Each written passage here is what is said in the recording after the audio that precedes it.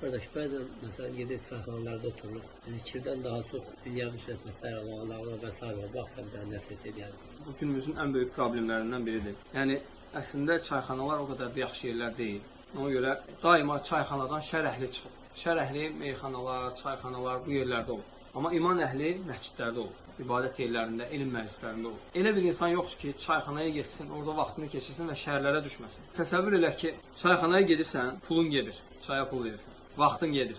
Xüsusən də vaxtın nəyə gedir? Gediyə, qoduya, qeybətə, qilə və qal. Qilə və qal Allahın ikrah etdiyi şeylərdən. Çünki İnnəllaha yekrah ləkum sələsən. Qilə və qal kəsrətus sual, ida'atul məl. Burada Allahın ikrah etdiyi iki şey cəm olur. Malı zayi eləmək, hansı ki, sənin evində də çay var. Hətta vaxtı zayi eləmək ondan da pisdir. İkinci də qilə və qal. Allah ikrah edir.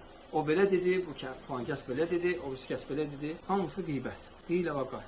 Və sənin əleyhivədir. Və ola bilsin ki, bu şey çoxalsa, sən qiyamət günü müflislərdən ola bilərsən. Namaz qılırsan, ibadət edirsən, Ramazan orucu və s. O qədər savablar var. Gedirsən çayxanada 2 saatin ərzində hamısını qoyub gəlirsən.